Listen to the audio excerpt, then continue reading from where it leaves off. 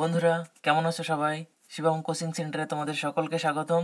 আমি শিশু মনস্তত্ত্ব ও শিক্ষাবিজ্ঞান ডক্টর দেবাশিস পালের বইয়ের 813+ MCQ প্রশ্নোত্তরের সিরিজ আলোচনা করছিলাম। আজ তার 9ম ক্লাস। আগের ভিডিওতে আমি পেঁয়াজের প্রজ্ঞামূলক শিখন তত্ত্ব, কোহলবার্গের নৈতিক বিকাশের তত্ত্ব, ভাইগোটস্কির সামাজিক নির্মিতিবাদ তত্ত্বের উপর প্রাইমারিতে আসার মতো প্রশ্নোত্তর নিয়ে আমি আলোচনা করেছি প্রথম ক্লাসে। আজকে তার পরবর্তী অংশ নিয়ে আলোচনা করব। চলো তাহলে আলোচনায় যাওয়া যাক। দেখো, প্রথম প্রশ্ন, ব্যক্তি নির্ভর নির্মিতিবাদ হলো কি? ছোট্ট করে একটু নির্মিতিবাদ সম্পর্কে বলে দিই। নির্মিতিবাদ দুই প্রকার, একটা হচ্ছে ব্যক্তি নির্ভর নির্মিতিবাদ আর একটা হচ্ছে সমাজ নির্ভর নির্মিতিবাদ। ব্যক্তি নির্ভর নির্মিতিবাদের প্রবক্তা হচ্ছে পেঁয়াজে আর সমাজ নির্ভর নির্মিতিবাদের প্রবক্তা ভাইগোটস্কি। দেখো, ব্যক্তি নির্ভর নির্মিতিবাদ কী জিনিস? যখন কোনো ব্যক্তি অন্য কোনো ব্যক্তির মধ্যে কোনো বিষয়কে কেন্দ্র করে তার নিজস্বতার ভিত্তিতে মানসিক প্রতিকল্প গড়ে ওঠে, অর্থাৎ ব্যক্তি নিজে পুস্তক পড়ে কোনো বিষয়ে তার মানসিক প্রতিকল্প গড়ে উঠল, অর্থাৎ কোনো একটা ব্যক্তির থেকে যখন একজন ব্যক্তি কোনো একটা বিষয় সম্পর্কে ধারণা নিয়ে তারপরে তার মানসিক প্রতিকল্প গড়ে উঠছে, সেটা কিন্তু তার ব্যক্তিগত নির্মিতিবাদ। আর সমাজের নির্মিতিবাদ হচ্ছে সমাজের কৃষ্টি, সংস্কৃতি, ঐতিহ্য বা অন্য অন্য ব্যক্তির বিভিন্ন ব্যক্তিদের কাছ থেকে যখন সে মতামত গ্রহণ করছে, তখন তার থেকে তার যে নির্মিতি হচ্ছে সেটাই কিন্তু সামাজিক নির্মিতিবাদ। তাহলে দেখো, প্রথম প্রশ্নে কি বলছে? ব্যক্তি যখন নিজস্বতার ভিত্তিতে জ্ঞানকে সংগঠন করে। হ্যাঁ, ব্যক্তি নির্ভর নির্মিতিবাদ কিন্তু নিজস্বতার ভিত্তিতে জ্ঞানকে সংগঠন করবে। জীবনে প্রতিষ্ঠিত হওয়ার আকাঙ্ক্ষায় সক্রিয় হওয়া, এটাও কিন্তু একজন ব্যক্তি তার জীবনে প্রতিষ্ঠিত হওয়ার জন্য সক্রিয় হচ্ছে। এই দুটো কিন্তু ব্যক্তি নির্ভর নির্মিতিবাদ। তারপরটা কি দেখি? ব্যক্তি যখন কৃষ্টি, সংস্কৃতি এবং ঐতিহ্যের ভিত্তিতে জ্ঞানকে সংগঠিত করে, না, এটা কিন্তু ব্যক্তি নির্ভর নির্মিতিবাদ নয়, এটা কিন্তু সমাজ নির্ভর নির্মিতিবাদ। অন্য অন্য ব্যক্তিদের দৃষ্টিভঙ্গি বিবেচনা করে জ্ঞানকে সংগঠিত, এটাও তাই। তাহলে আমাদের এখানে অ্যান্সার হয়ে যাবে কিন্তু অপশান ডি। এই দুটো কিন্তু ব্যক্তি নির্ভর নির্মিতিবাদ আর এই দুটো কিন্তু সমাজ নির্ভর নির্মিতিবাদ। তাহলে ব্যক্তি নির্ভর নির্মিতিবাদ প্রথম দুটো, ডি অ্যান্সার। চলো পরবর্তী প্রশ্নে যাই। নিচের কোনটি নির্মিতিবাদের শিক্ষাগত তাৎপর্য?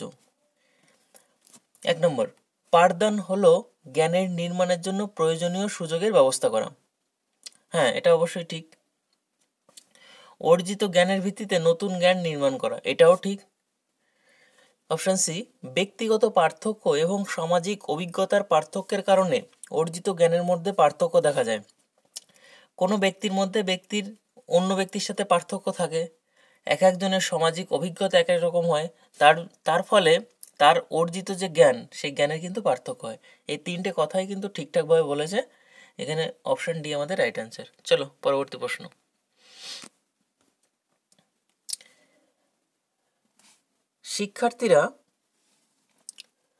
শিক্ষার্থীরা উদ্দেশ্য অনুযায়ী সক্রিয় এবং দায়িত্ব নিয়ে নিজেরা শেখে, একদম ঠিক কথা। শিখন একটি সক্রিয় প্রক্রিয়া, কারণ শিক্ষার্থীর সক্রিয়তা এখানে গুরুত্বপূর্ণ, এটাও ঠিক কথা। যা বাস্তব তাই জ্ঞান নয়, জ্ঞানের পশ্চাতে ব্যক্তি এবং সমাজের ভূমিকা আছে, অবশ্যই এটাও ঠিক কথা। যা শিখতে হবে, পরের অপশান, যা শিখতে হবে তা পাঠ্যক্রম নয়, পাঠ্যক্রম হলো শিখনের কর্মসূচি, অর্থাৎ পাঠ্যক্রম যেটাকে বলে, পাঠদান নয়, পাঠ্যক্রম, সেটা কিন্তু শিক্ষণীয় সূচি বা উপকরণ, যে যে টিএলএম বা উপকরণ ব্যবহার করে শিক্ষার্থীকে শেখানো হয়, সেসব উপাদান দিয়ে শিক্ষার্থীর জ্ঞানকে সংগঠন করা হয়, সেটাই কিন্তু পাঠ্যক্রম। তাহলে এখানে আমাদের চারটেই কিন্তু ঠিকঠাকভাবে বলছে, তাহলে অপশান ডি আমাদের রাইট অ্যান্সার। চলো পরবর্তী প্রশ্ন। নিচের কোনটি ভাইগোটস্কির শিখনে সমাজ নির্মিতিবাদের মূলনীতি নয়? তাহলে ভাইগোটস্কির শিখনে সমাজ নির্মিতিবাদের মূলনীতি হচ্ছে তিনটি। একটা হচ্ছে একটু ভুলভাল হলো, ভাইগোটস্কির শিখনে সমাজ নির্মিতিবাদের মূলনীতি হচ্ছে চারটি। একটা হচ্ছে সমাজ, এখানে তিনটে দেওয়া আছে সেজন্য আমি বলছিলাম, সামাজিক মিথস্ক্রিয়া, আর একটা হচ্ছে বিকাশের নৈকট্য সীমা, যেটাকে বলে জোন অফ প্রক্সিমাল ডেভেলপমেন্ট। আর একটা হচ্ছে ভারাবন্ধন বা স্ক্যাফোল্ডিং যে পদ্ধতিটা। আরেকটা হচ্ছে ভাষার বিকাশ। এই চারটে কিন্তু ভাইগোটস্কির শিকনের নির্মিতিবাদের মূলনীতি। কিন্তু কোনটা নয় সেটা হচ্ছে রিএনফোর্সমেন্ট, যেটাকে বলে শক্তিদায়ী উদ্দীপক। এটা কিন্তু ভাইগোটস্কির শিকনের নির্মিতিবাদের মূলনীতি নয়। তাহলে আমাদের অপশন বি হয়ে যাবে রাইট অ্যান্সার। চলো পরবর্তী প্রশ্নে যাই।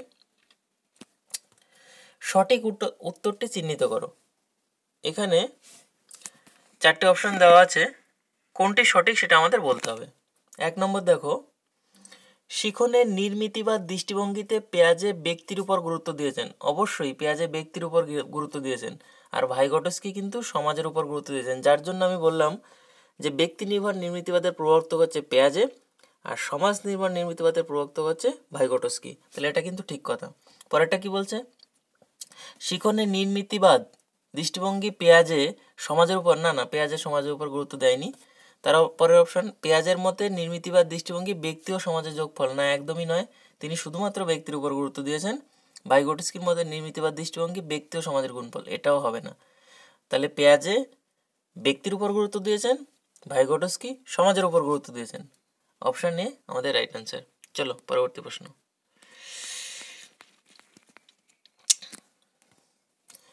পরের প্রশ্ন, ভাইগোটস্কির শিখনে নির্মিতিবাদের দৃষ্টিভঙ্গিতে শিক্ষকের করণীয় কি? অর্থাৎ ভাইগোটস্কি কিন্তু নির্মিতিবাদী শ্রেণীকক্ষে শিক্ষকের কিছু কিছু ক্ষমতার অধিকারী হতে হবে সে কথা তিনি বলেছেন। যেমন দেখো 1 নম্বর বলছে কি, শিক্ষা শিখন পদ্ধতিকে জটিল করে তুলতে শিক্ষক দায়িত্ব নেবেন। অর্থাৎ শিক্ষণ পরিস্থিতিকে যদি জটিল বা সমস্যাপূর্ণ তাদের কাছে তুলে ধরা হয়, তাহলে শিক্ষার্থীরা ভালোভাবে শিখতে হবে, এটা কিন্তু বলেছে ভাইগোটস্কি। পরের অপশান, শ্রেণীকক্ষের সামাজিক পরিবেশ শিক্ষক গড়ে তুলবেন যেখানে সামাজিক প্রক্রিয়াগুলো সক্রিয় হয়। অবশ্যই ভাইগোটস্কি কিন্তু সামাজিক প্রক্রিয়াকে সক্রিয় করার কথা বলেছেন। শিক্ষক সর্বদা ফিডব্যাকের ব্যবস্থা করবেন, না এই ফিডব্যাকের ব্যাপারটা কিন্তু ভাইগোটস্কির নিয়মের মধ্যে নেই, এই ফিডব্যাকের ব্যাপারটা। তারপরে অপশান দেখি, শিক্ষক শিক্ষণ পরিস্থিতিকে এমনভাবে রূপ দেবেন যাতে শিক্ষার্থীরা চ্যালেঞ্জ হিসেবে গ্রহণ করে, হ্যাঁ এটাও কিন্তু ভাইগোটস্কি বলেছেন। তাহলে কোনটা বলেননি, সেটা হচ্ছে শিক্ষক সর্বদা ফিডব্যাকের ব্যবস্থা করবেন, এই জিনিসটা কিন্তু বলেননি ভাইগোটস্কি। তাহলে আমাদের অপশান 3 নম্বরটা কিন্তু আমাদের ভুল। শিক্ষকের করণীয় হচ্ছে এ 1, 2 আর 4, 3 নম্বরটা কিন্তু ভুল। তাহলে আমাদের এখানে অপশান দেখো কি আছে, দেখো অপশান এখানে আছে, অপশান বি আমাদের রাইট অ্যান্সার এটা। চলো পরবর্তী প্রশ্নে যাই। শিক্ষার কোন পর্যায়ে ভাইগোটস্কি তার সামাজিক নির্মিতিবাদ তত্ত্ব সুপারিশ করেননি? তাহলে সামাজিক নির্মিতিবাদ তত্ত্ব, ভাইগোটস্কির এই যে সামাজিক নির্মিতিবাদ তত্ত্বের সুপারিশ কিন্তু 3টি, এটা আমাদের মনে রাখতে হবে। একটা হচ্ছে পাঠক্রম, পাঠদান আর পরিমাপ, এই 3টে। তাহলে এখানে দেখো অপশান এতে শিক্ষার পাঠক্রম, তাহলে এটা হয়ে গেল। আচ্ছা, শিক্ষণ পদ্ধতি, এটা একটা বলা যেতে পারে পাঠদান। আচ্ছা, তারপরটা কি, তারপরটা হচ্ছে বললাম পরিমাপ মানে মূল্যায়ন। তাহলে এই 3টে হয়ে গেল। তার বাকি থাকলো কোনটা, শ্রেণীকক্ষ ব্যবস্থাপনা, এই কথা কিন্তু ভাইগোটস্কি বলেননি। তাহলে আমাদের অপশন বি রাইট অ্যান্সার। চলো পরবর্তী প্রশ্নে যাই।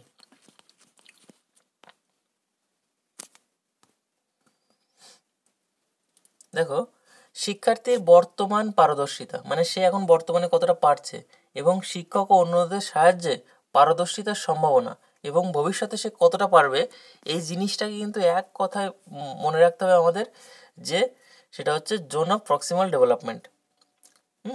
এটা কিন্তু তার যে শিখনের ক্ষমতা, অর্থাৎ বর্তমানে সে কতটা পারছে এবং ভবিষ্যতে সে অন্যদের সাহায্য নিয়ে বা শিক্ষকের সাহায্য নিয়ে কতটা পারতে পারে, সেই যে সম্ভাবনা, সেটা কিন্তু জোন অফ প্রক্সিমাল ডেভেলপমেন্ট, বিকাশের নৈকট্য সীমা। তাহলে আমাদের এটা রাইট অ্যান্সার হয়ে গেল। চলো পরবর্তী প্রশ্নে যাই। নির্মিতিবাদ হলো একটি তত্ত্ব যা, এই যে নির্মিতিবাদের কথা বললাম, যেটা হচ্ছে বিশ্ব সম্পর্কে শিক্ষার্থীর নিজের ধারণার উপর গুরুত্ব আরোপ করে। দেখো, এটা কিন্তু ঠিক কথা বলছে যে শিক্ষার্থী তার নিজের ধারণা বিশ্বকে কিভাবে দেখছে সেটার উপর কিন্তু গুরুত্ব আরোপ করা হয় এই নির্মিতিবাদ তত্ত্বে। কিন্তু শিক্ষার্থীর স্মৃতি বা পুনরুদ্যোগের উপর গুরুত্ব আরোপ না, এটা হবে না। শিক্ষকের ব্যাখ্যার উপর গুরুত্ব আরোপ, এটাও হবে না। অনুকরণের ভূমিকার উপর গুরুত্ব আরোপ, এটাও হবে না। অর্থাৎ শিক্ষার্থীর নিজের ধারণা, সে কী দৃষ্টিভঙ্গিতে সে বিশ্বকে দেখছে, সেটাই কিন্তু নির্মিতিবাদের মূল কথা। তাহলে এখানে অপশান এ আমাদের রাইট আনসার। চলো পরবর্তী প্রশ্নে যাই। ভাইগটস্কির প্রক্সিমাল বিকাশের সীমা বা জোন অফ প্রক্সিমাল ডেভেলপমেন্ট যেটাকে বলছে, ডেভেলপমেন্ট মানে বিকাশ, প্রক্সিমাল মানে নৈকট্য, আর একটা হচ্ছে জোন মানে হচ্ছে সীমা। এই প্রক্সিমাল কথাটি কিন্তু একটা ল্যাটিন শব্দ থেকে এসেছে। এবার দেখো আমরা এখানে কি আছে, এটা কিন্তু আমি বললাম একটু আগে, শিক্ষার্থীর বর্তমান পারদর্শিতা আর সম্ভাব্য পারদর্শিতা, অর্থাৎ ভবিষ্যতে সে কতটা করতে পারে, এই দুটো কথা কিন্তু বলা হয়েছে। তাহলে সেটা কিন্তু একটা শিখনের ক্ষমতা তার। তাহলে অপশান এ দেখো, শিক্ষার্থীর শিখনের ক্ষমতা ব্যক্ত করে, এটা কিন্তু ঠিক কথা। শিক্ষার্থীর শিখনের অসম্পূর্ণতাকে ব্যক্ত করে না, অসম্পূর্ণতাকে কিন্তু ব্যক্ত করে না। শিক্ষার্থীর শিখনের অন্যান্যদের ভূমিকার কথা ব্যক্ত করে না, এটাও নয়। আর ওপরে সবগুলোই ঠিক, এটাও নয়। তাহলে আমাদের অপশান এ রাইট অ্যান্সার। চলো পরবর্তী প্রশ্নে যাই। তোমাদের কাছে ছোট্ট একটি অনুরোধ, যদি ভিডিওটি ভালো লাগে তাহলে অবশ্যই লাইক করো, কমেন্ট করো, আর আমার চ্যানেলকে সাবস্ক্রাইব করে রেখো, বেল নোটিফিকেশন প্রেস করে রেখো। আমি কিন্তু প্রতিনিয়ত, বিশেষত প্রাইমারির বিভিন্ন সিরিজ চলছে আমার এখানে, শিশু মনস্তত্ত্ব, তারপরে পরিবেশ, বাংলা, এগুলো তোমরা প্লে লিস্টে গিয়ে দেখে নিও। আর সেই সাথে আমি কিন্তু প্রতিনিয়ত প্রাইমারি সংক্রান্ত, বিভিন্ন চাকরি সংক্রান্ত খবরাখবর প্রতিনিয়ত তোমাদের দিতে থাকবো, তোমরা দেখে নিও। ইতিমধ্যেই প্রাইমারি যারা টেট পরীক্ষা পাশ করবে তাদেরকে সার্টিফিকেট দেওয়া হবে, এবং 2014 সালে যারা প্রাইমারি টেট পাশ করেও এখনও চাকরি পাননি তাদের জন্য কিন্তু সার্টিফিকেটের ব্যবস্থা করা হচ্ছে। এই সমস্ত খবরাখবর কিন্তু আমার চ্যানেলে তোমরা আগে দেখেছো, এবং যারা দেখোনি তারা খবরটা দেখে নিও। চলো প্রশ্ন শুরু করি। নৈতিক আচরণ। নৈতিক আচরণ, ছোট্ট একটা জিনিস বলে রাখি যে এই কয়েকটা শব্দ, নৈতিক একটা শব্দ, অনৈতিক একটা শব্দ, নীতিহীন একটা শব্দ, এই তিনটে জিনিস আমাদের একটু জানতে হবে। ছোট্ট করে একটু বলে দিই যে নৈতিক হচ্ছে নীতিপূর্ণ কাজ, মানে ভালো কাজ বলতে পারো। আর অনৈতিক মানে কি, নীতি বিরুদ্ধ কাজ। আর নীতিহীন মানে যে নীতি জানে না তারপরেও সে ভুলটা করেছে, সেটা হচ্ছে নীতিহীন। তাহলে ছোটো করে একটু উদাহরণ দিই যে কোনো একটা কাজ, কেউ ভালো কাজ করলো, সে নৈতিকপূর্ণ কাজ করলো বা নীতিজ্ঞানপূর্ণ কাজ করলো, কিন্তু সে নীতিটা জানে তার সত্ত্বেও সে ভুল করলো। যেমন বয়স্ক লোকজন যদি কাউকে খুন করে ফেলে, সে জানে যে খুন করাটা অন্যায়, তখন কিন্তু সে কিন্তু অনৈতিক কাজ করছে।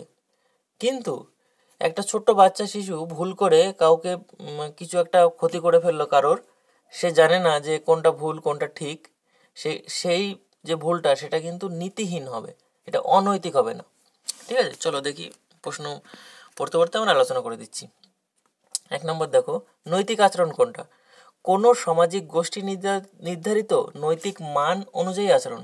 হ্যাঁ অবশ্যই, কোনো সামাজিক গোষ্ঠী নির্ধারণ করে দিয়েছে সেই মান অনুযায়ী আচরণ করে, এটা কিন্তু নৈতিক আচরণ।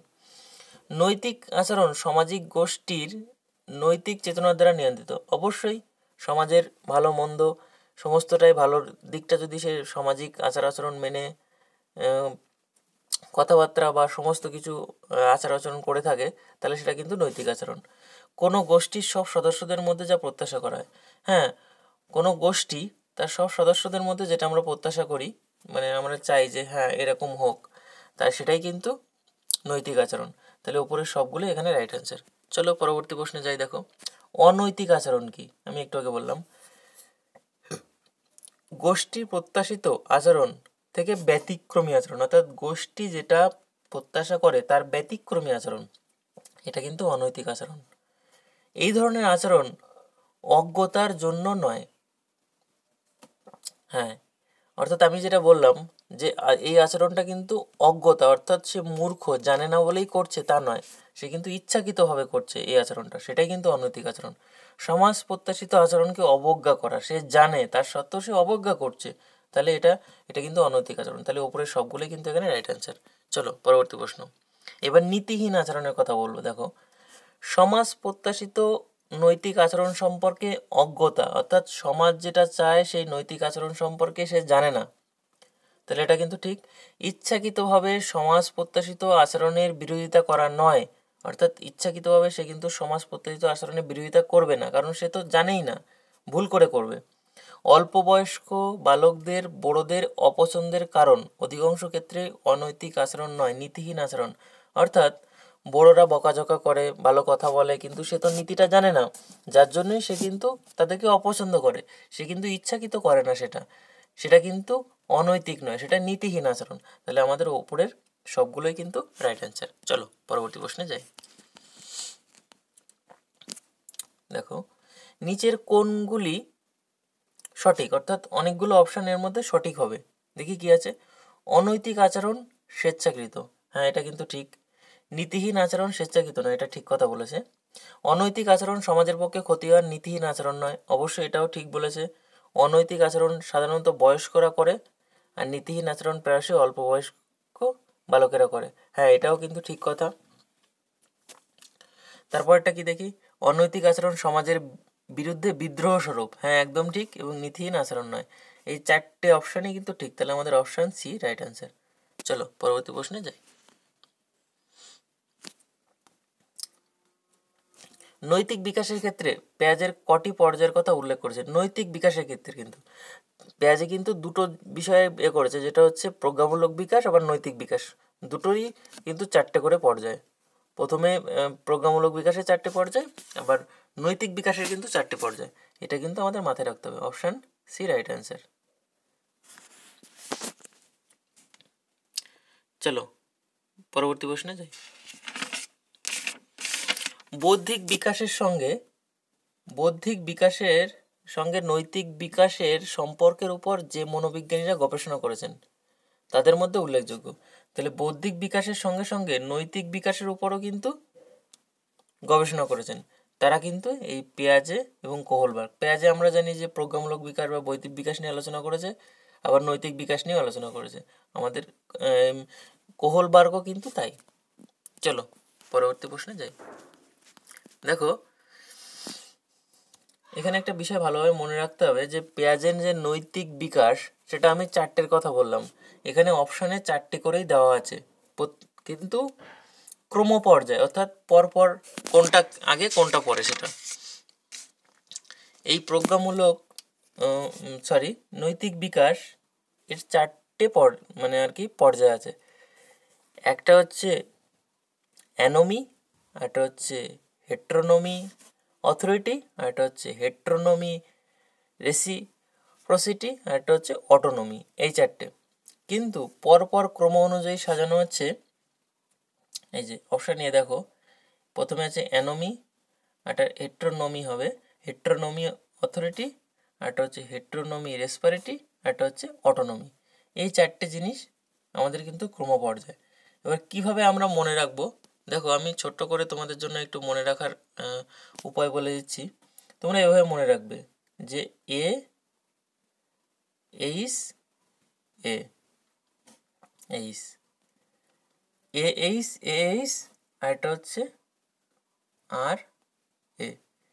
এভাবে মনে রাখবে। কীভাবে মনে রাখবে দেখো, প্রথম অপশানটাতে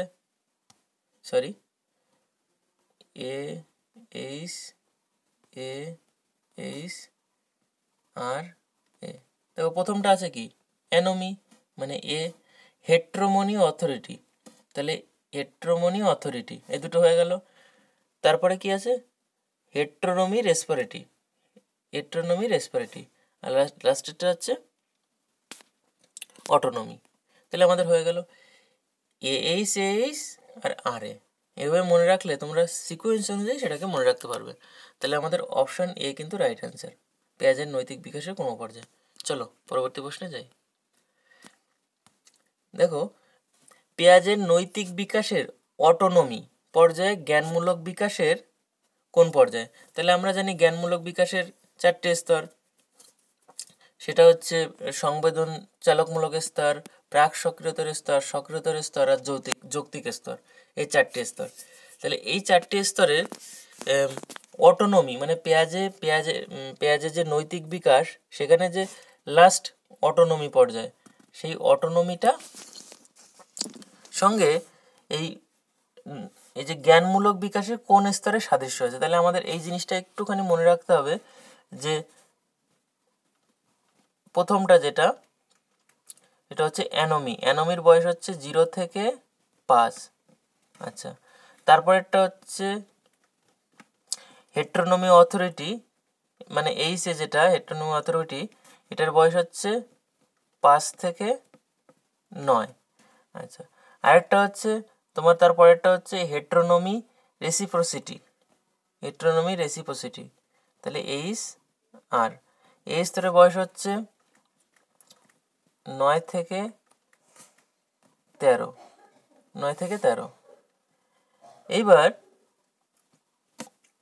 এবার আমাদের আমরা জানি যে প্রাক সক্রিয়তর স্তর, এই স্তরটার বয়স হচ্ছে 2 থেকে 7, আর সক্রিয়তর স্তরের বয়স হচ্ছে 7 থেকে 11, আর যৌক্তিক সক্রিয়তর স্তরের বয়স হচ্ছে 11 থেকে 18। আর এখানে দেখো, এখানে বলেছে অটোনমি, তাহলে আমরা এখানে পেলাম হচ্ছে হেট্রোনমি রেসপারেটি আর অটোনমি হচ্ছে বয়স হচ্ছে 13 থেকে তারপরে, মানে তারপরে 13 থেকে পরে। তাহলে কিন্তু এখানে যৌক্তিক স্তরে আমরা পেলাম 11 থেকে 18, এই যৌক্তিক স্তরে কিন্তু এই অটোনমি স্তর। তাহলে আমরা আরেকবার বলে দিচ্ছি, এই অটোনমির বয়স হচ্ছে 13 থেকে 18, আর এই যৌক্তিক স্তরের বয়স হচ্ছে 11 থেকে 18। তাহলে কিন্তু এই যৌক্তিক স্তরের সঙ্গে অটোনমি স্তরের মিল আছে জ্ঞানমূলক বিকাশের। তাহলে এখানে আমাদের অপশান সি রাইট অ্যান্সার। চলো পরবর্তী প্রশ্নে যাই। পেঁয়াজের মতে ব্যক্তির নৈতিকতা নিয়ন্ত্রিত হয় কিসের দ্বারা? ব্যক্তির নৈতিকতা অর্থাৎ প্রথমে যে যারা 0 থেকে 5, যেটাকে বলে অ্যানোমি, সেই স্তরে কিন্তু তারা আচরণের ফলের দ্বারা নিয়ন্ত্রিত হয়, এবং দ্বিতীয় স্তরে সে তার সহপাঠীদের, না এটা হবে না, দ্বিতীয় স্তরে সহপাঠীদের সঙ্গে নয়, দ্বিতীয় স্তরে কিন্তু তার পিতামাতা দ্বারা নিয়ন্ত্রিত হয়। তাহলে দেখি কোনটা সেটা অপশন আছে। প্রথম স্তরে পিতামাতা, না প্রথম স্তরে পিতামাতা নয়। তারপরটা দেখি প্রথম স্তরে নিজের আচরণ ফলের দ্বারা, হ্যাঁ এটা ঠিক আছে। দ্বিতীয় স্তরে পিতামাতার দ্বারা ও বয়স্কদের দ্বারা। তৃতীয় স্তরে দলের মেলামেশা করে তাদের সঙ্গে। আর চতুর্থ স্তরে কিন্তু সামাজিক মূল্যবোধ দ্বারা। এই অপশান সি কিন্তু আমাদের রাইট অ্যান্সার। আমি আর নিচেরটা দেখলাম না, দেখো কি আছে। নিচেরটা আচরণ ফলের দ্বারা, দ্বিতীয় স্তরে মানে দলের সঙ্গে, না এটা হবে না। তাহলে অপশান সি আমাদের রাইট অ্যান্সার। চলো পরবর্তী প্রশ্নে যাই। পেঁয়াজের নৈতিক বিকাশের কটি পর্যায়, কোহলবার্গের নৈতিক বিকাশের কটি পর্যায়? এই কোহলবার্গের নৈতিক বিকাশের কিন্তু 3টে পর্যায়। দেখো, পেঁয়াজের হচ্ছে 4টে পর্যায়, কোহলবার্গের 3টে পর্যায়। কোহলবার্গের নৈতিক বিকাশের পর্যায় হচ্ছে প্রাক প্রথাগত পর্যায় আর উত্তর প্রথাগত পর্যায়। চলো পরবর্তী প্রশ্নে যাই। নৈতিক আচরণ শিখনের কৌশলগুলি হলো কি? নৈতিক আচরণ শেখার কৌশল, তাহলে চেষ্টা ও ভ্রান্তির মাধ্যমে শেখা যেতে পারে, প্রত্যক্ষভাবেও শিক্ষাদান থেকেও শেখা যেতে পারে, একাত্মবোধের মাধ্যমেও শেখা যেতে পারে। তাহলে আমাদের অপশান ডি রাইট অ্যান্সার। চলো পরবর্তী প্রশ্নে যাই। কোহলবার্গের নৈতিক বিকাশের ক্রমপর্যায়, একটু আগে বললাম কোহলবার্গের নৈতিক বিকাশের পর্যায় হচ্ছে প্রাক প্রথাগত আর উত্তর প্রথাগত। তাহলে অপশান কোনটাতে আছে দেখি। এটাতে আছে প্রাক প্রথাগত, উত্তর প্রথাগত। তাহলে এটাই কিন্তু আমাদের রাইট অ্যান্সার। চলো 53 নম্বর প্রশ্ন। কোহলবার্গের মতে, দেখো, কোহলবার্গের মতে নৈতিক বিকাশের প্রতিটি পর্যায়কে একাধিক স্তরে ভাগ করা যায়। আমরা আগের ভিডিওতে আলোচনা করেছিলাম যে কোহলবার্গের নৈতিক বিকাশের যে 3টে পর্যায়, এই 3টে পর্যায়কে আবার প্রত্যেকটাকে 2টি করে ভাগ করা হয়। যেমন আমি ছোট্ট করে একটু বলে দিই, দেখো যে নৈতিক বিকাশের যে পর্যায়, প্রত্যেক পর্যায়কে কিন্তু প্রথম স্তর শাস্তি ও পুরস্কার দ্বারা নিয়ন্ত্রিত, দ্বিতীয় স্তর আত্মকেন্দ্রিকতা দ্বারা নিয়ন্ত্রিত, তৃতীয় স্তর অন্যদের অনুমোদন দ্বারা নিয়ন্ত্রিত, চতুর্থ স্তর আইন সমাজ দ্বারা স্বীকৃত মানে আইন দ্বারা নিয়ন্ত্রিত, পঞ্চম স্তর যুক্তির দ্বারা নিয়ন্ত্রিত, ষষ্ঠ স্তর বিবেকের দ্বারা নিয়ন্ত্রিত। তাহলে এখানে দেখো প্রাক প্রথাগত পর্যায়, প্রথাগত পর্যায় ও উত্তর প্রথাগত পর্যায়, এটাতেই কিন্তু দেওয়া আছে মানে আর কি 2টি করে স্তর, এই যে 2টি করে পর্যায় প্রত্যেকটারই। তাহলে এটাই কিন্তু রাইট অ্যান্সার আমাদের। দেখো তার পরের প্রশ্ন আসছি আমরা, নৈতিক বিকাশের কোনটি গুরুত্বপূর্ণ নয়? নৈতিক বিকাশের কোনটি গুরুত্বপূর্ণ নয়? দেখো কোহলবার্গের যে নৈতিক বিকাশ, সেই নৈতিক বিকাশে কিন্তু 3টে উপাদানের কথা বলেছেন কোহলবার্গ। একটা হচ্ছে জ্ঞানমূলক বিকাশ, জ্ঞানমূলক দ্বন্দ্ব, আর একটা হচ্ছে ভূমিকা গ্রহণের ক্ষমতা। তাহলে এখানে প্রথম অপশন দেখো জ্ঞানমূলক দ্বন্দ্ব আছে, পরেরটাও জ্ঞানমূলক দ্বন্দ্বের সমাধান আছে, তাহলে এই দুটো কিন্তু একই হলো। আর তারপরেরটা হচ্ছে ভূমিকা গ্রহণের ক্ষমতা, এটাও কিন্তু বলেছে। কিন্তু অনুশীলন এই যে বিষয়টা, এই বিষয়টা কিন্তু নৈতিক বিকাশের ক্ষেত্রে গুরুত্বপূর্ণ নয়। আর একটা হচ্ছে ভূমিকা গ্রহণ করার ক্ষমতা, এটা তো বললামই। আর একটা জ্ঞানমূলক বিকাশ। তাহলে প্রথমটা হচ্ছে এখানে, তাহলে প্রথমটা জ্ঞানমূলক বিকাশ, তারপর একটা জ্ঞানমূলক দ্বন্দ্ব, আর এটাও জ্ঞানমূলক দ্বন্দ্ব, আর ভূমিকা গ্রহণের ক্ষমতা, এই নৈতিক বিকাশের কোহলবার্গের 3টে উপাদান। তাহলে অনুশীলনের কথা তিনি বলেননি, তাহলে আমাদের অপশান ডি রাইট অ্যান্সার। চলো, কোহলবার্গের নৈতিক বিকাশের বিভিন্ন স্তরের মধ্যে নিচের কোনটি প্রাসঙ্গিক নয়? আমি যে কোহলবার্গের নৈতিক বিকাশের যে 6টি স্তরের কথা বললাম, প্রত্যেকটার দুটো করে, এর মধ্যে কোনটি প্রাসঙ্গিক নয়? দেখো শাস্তি এবং বাধ্যতা, এটা কিন্তু 1 নম্বর স্তর। আচ্ছা, আর সর্বজনীন নীতি, এটা কিন্তু 6 নম্বর স্তর। আর সমাজ প্রত্যাশিত আচরণ, এটা কিন্তু 4র্থ স্তর। কিন্তু অনুকরণ, এটা কিন্তু কোনো স্তরে নেই। তাহলে আমাদের অপশান ডি রাইট অ্যান্সার। চলো পরবর্তী প্রশ্নে যাই। দেখো নিচের কোন বিকাশ অপেক্ষাকৃত বিলম্বে ঘটে? দেখো দৈহিক বিকাশ তো জন্মাবার পরের থেকেই শুরু হয়ে যায়, ভাষার বিকাশও তার পরপরই শুরু হয়ে যায়, সামাজিক বিকাশও তার পরপরই। কিন্তু নৈতিক বিকাশ এই জিনিসটা কিন্তু নীতিবোধ, ভালো মন্দের জ্ঞান, সেটা কিন্তু অনেকটা পরে আসে। এই নৈতিক বিকাশ অনেকটা পরে আসে, এটাই আমাদের রাইট অ্যান্সার, অপশান ডি। চলো পরবর্তী প্রশ্নে যাই। কোন বিকাশের প্রেক্ষিতে ব্যক্তিদের এ টাইপ ও বি টাইপ এ ভালো হয়? দেখো এ টাইপ হচ্ছে, আমি আগের ভিডিওতে আলোচনা করেছি যে এ টাইপ ব্যক্তিরা কিন্তু নিয়মের দ্বারা আবর্তিত হয়, আর বি টাইপ ব্যক্তিরা কিন্তু আদর্শ দ্বারা আবর্তিত হয়। তাহলে এ টাইপ হচ্ছে নিয়ম, বি টাইপ আদর্শ। আগের ভিডিওতে আমি বলেছিলাম এর সাথে নিয়মের সাথে এ টাইপের আবেগ জড়িয়ে থাকে, আর বি টাইপের আদর্শের সঙ্গে বিবেক জড়িয়ে থাকে। তাহলে এখানে দেখো অপশান আমাদের কি কি আছে, যে জ্ঞানমূলক বিকাশ, প্রক্ষোভিক বিকাশ, সামাজিক বিকাশ, নাকি নৈতিক বিকাশ। তাহলে এ ও বি টাইপটা কিন্তু এখানে কিন্তু নৈতিক বিকাশের সঙ্গে জড়িয়ে আছে। এই যে ব্যাপারটা, এটা কিন্তু নৈতিক বিকাশের মধ্যে এই যে ব্যক্তিকে ভাগ করা হয়েছে 2 ভাগে, এটা হচ্ছে এ টাইপ আর বি টাইপ। তাহলে আমাদের অপশান ডি রাইট অ্যান্সার। চলো পরবর্তী প্রশ্নে যাই।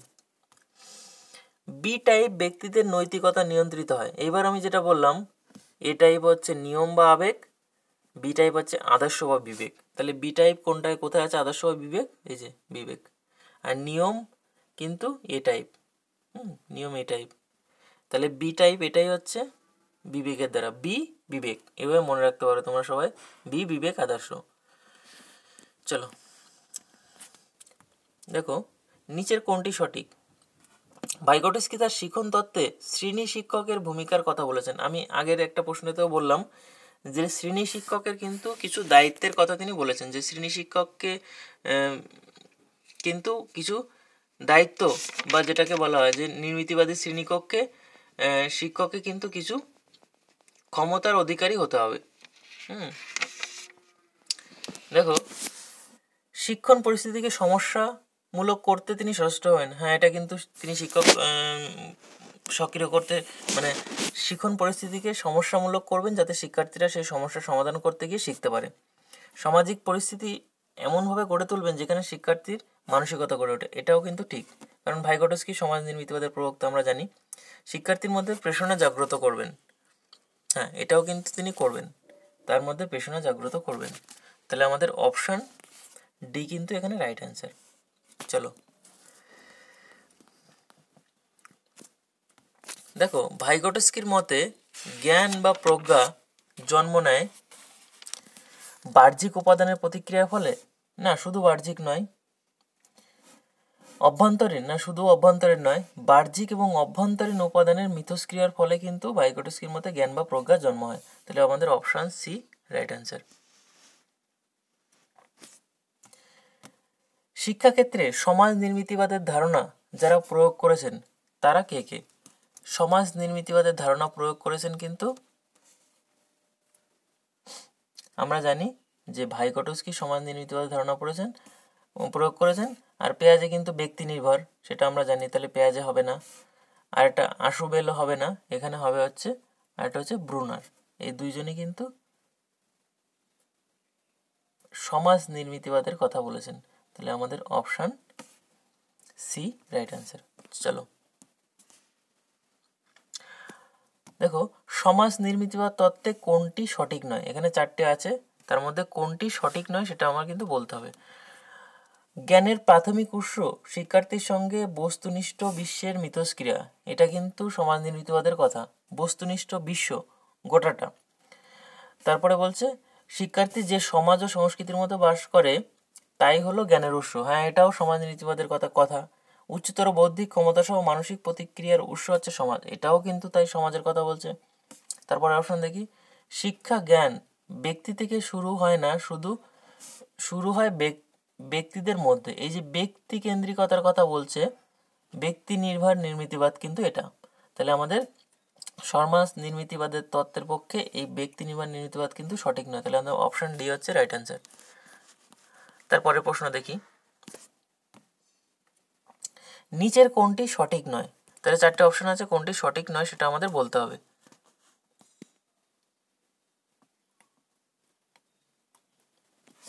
সমাজ নির্মিতিবাদ সমাজ থেকে মনকে পৃথক করে বিচার করে না। এটা কিন্তু ঠিক যে সমাজ নির্মিতিবাদ পৃথক করে বিচার করে না।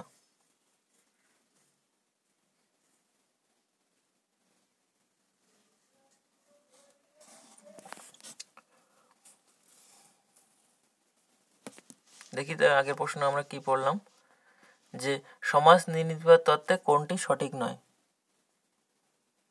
দেখো, এখানে একটু বলা সামান্য একটু ভুল হলো, সত্যিই দুঃখিত। সেটা হচ্ছে যে জ্ঞানের প্রাথমিক উৎস হলো শিক্ষার্থীর সঙ্গে বস্তুনিষ্ঠ বিশ্বের মিথস্ক্রিয়া, এটা কিন্তু সমাজ নির্মিতিবাদের কথা নয়। একটুখানি আমার বোঝাতে ভুল হলো, সরি, সত্যিই দুঃখিত। যে জ্ঞানের প্রাথমিক উৎস হলো শিক্ষার্থীর সঙ্গে বস্তুনিষ্ঠ বিশ্বের মিথস্ক্রিয়া, এটা কেন হবে বলছি। শিক্ষা এবং জ্ঞান ব্যক্তি থেকে শুরু হয় না, শুরু হয় ব্যক্তিদের মধ্যে, মানে অনেকগুলো ব্যক্তিদের মধ্যে, শুধুমাত্র ব্যক্তি নয়, অনেকগুলো ব্যক্তিদের মধ্যে। সেই জন্য এটা কিন্তু ব্যক্তি থেকে ব্যক্তিদের মধ্যে আরও একাধিক ব্যক্তি, সেটা তারা কিন্তু সমাজে বসবাস করছে, সেই জন্য এটা কিন্তু হবে না। এটা একটু ব্যতিক্রমী হবে, তোমরা একটু মনে রেখো যে জ্ঞানের উৎস হলো শিক্ষার্থীর সঙ্গে বস্তুনিষ্ঠ বিশ্বের মিথস্ক্রিয়া, অর্থাৎ এখানে সমাজের ব্যক্তিদের কথা বলছে না, বস্তুনিষ্ঠ বিশ্বের কথা বলছে, সেই জন্য কিন্তু এটা সমাজ নির্মিতবাদ হবে না। তাহলে আমাদের অপশান এ এখানে রাইট অ্যান্সার হবে। সত্যি দুঃখিত। দেখো, নিচের কোনটি সঠিক নয়, এখানেও কিন্তু কোনটি সঠিক নয় সেটা আমাকে বলতে হবে। এখানে দেখো, সমাজ নির্মিতিবাদ সমাজ থেকে মনকে পৃথক করে বিচার করে না। তাহলে সমাজ নির্মিতিবাদ কি? সমাজ থেকে মনকে পৃথক করে বিচার করে না, এটা কিন্তু ঠিক। মনের সঙ্গে একাত্মভাবে বিচার করে সে। সমাজ নির্মিতিবাদ বিশ্বাস করে সংস্কৃতিকে ভিত্তি করে মানুষ বস্তু জগতের সঙ্গে মিথস্ক্রিয়া করে। হ্যাঁ, একদমই তাই, সংস্কৃতিকে ভিত্তি করে সে কিন্তু বস্তু জগতের সঙ্গে মিথস্ক্রিয়া করে থাকে। পরের অপশন দেখি, সমাজ নির্মিতিবাদ মনে করে শিখন হলো সামাজিক প্রক্রিয়া যার মধ্যে আছে শিক্ষার্থী, সংস্কৃতি এবং সমাজের সদস্যগণ। এটাও কিন্তু ঠিক। পরেরটা দেখো, সমাজ নির্মিতিবাদ মনে করে জ্ঞানের সংগঠনে সবচেয়ে গুরুত্বপূর্ণ উপাদান হলো ব্যক্তি। এই যে কথাটা বলছে এখানে শুধুমাত্র ব্যক্তির কথা বলছে, এটা কিন্তু সমাজ নির্মিতিবাদের মধ্যে পড়লো না, এটা কিন্তু তখন ব্যক্তি নির্ভর নির্মিতবাদ হয়ে গেল। তাহলে আমাদের অপশন ডি এখানে কিন্তু রাইট অ্যান্সার। চলো পরবর্তী প্রশ্নে যাই। নিচের কোনটি সঠিক? বস্তুবাদী এবং নির্মিতিবাদীদের মধ্যে পার্থক্য। দেখো, বস্তুবাদী আর নির্মিতিবাদীর মধ্যে পার্থক্য। বস্তুবাদ মনে করে জ্ঞানের ভিত্তি হলো বস্তু জগৎ, নির্মিতিবাদ মনে করে জ্ঞানের ভিত্তি বস্তু জগৎ নয়। হ্যাঁ, এটা কিন্তু ঠিক। বস্তুবাদ মনে করে জ্ঞান শিক্ষার্থীর উপর নির্ভরশীল নয়, নির্মিতিবাদ মনে করে জ্ঞান শিক্ষার্থীর উপর নির্ভরশীল। হ্যাঁ, এটাও কিন্তু ঠিক। বস্তুবাদ জ্ঞানের স্থায়িত্বে বিশ্বাসী, নির্মিতিবাদ জ্ঞানের স্থায়িত্বে বিশ্বাস করে না। বস্তুবাদ মনে করে জ্ঞান স্থায়ী আর নির্মিতিবাদ মনে করে জ্ঞান স্থায়ী নয়। তাহলে এটাও কিন্তু ঠিক। তাহলে আমাদের ওপরের সবগুলোই কিন্তু রাইট অ্যান্সার। দেখো, এরপরে আসছে আমরা লাস্ট প্রশ্ন, এটাই আমাদের শেষ প্রশ্ন।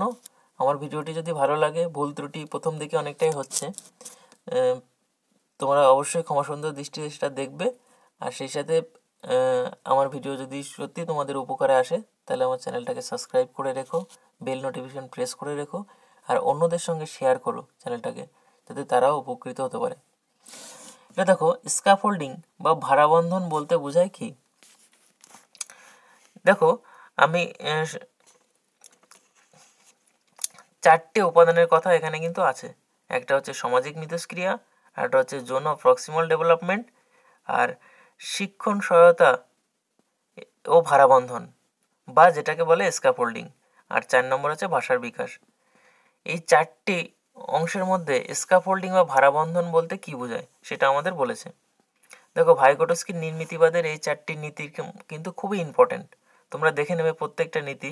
সামাজিক মিথস্ক্রিয়া বা যেটাকে বলে জোন অফ প্রক্সিমাল ডেভেলপমেন্ট, বা ZPD, আর আরেকটা হচ্ছে শিক্ষণ সহায়তা এবং ভারাবন্ধন বা স্ক্যাফোল্ডিং। এই তিনটে কিন্তু একই কথা, শিক্ষণ সহায়তা এবং ভারাবন্ধন বা স্ক্যাফোল্ডিং, যেটা নাম দিয়ে হোক। তোমরা ইংলিশ নামগুলো একটু মনে রাখার চেষ্টা করবে, এই সরাসরি ইংলিশ নাম দিয়ে কিন্তু প্রশ্ন তুলে দেয়। তাহলে স্ক্যাফোল্ডিং আর একটা হচ্ছে ভাষার বিকাশ। তাহলে আমরা প্রথমে দেখো, সমস্যা সমাধানে শিক্ষার্থীদের সংকেত দান করা, অপশন এ, এটা কিন্তু স্ক্যাফোল্ডিং ও ভারাবন্ধনে করা হয়। সমস্যাকে ক্ষুদ্র ক্ষুদ্র অংশে বিভক্ত করা, এটাও করা হয়। মনে করিয়ে দেওয়া, এটাও কিন্তু স্ক্যাফোল্ডিং ও ভারাবন্ধনে বলা হয়েছে। তাহলে ওপরের সবগুলি কিন্তু এখানে রাইট অ্যান্সার। আজকের মতো এই পর্যন্ত। ভিডিওটি দেখার জন্য সকলকে অসংখ্য ধন্যবাদ।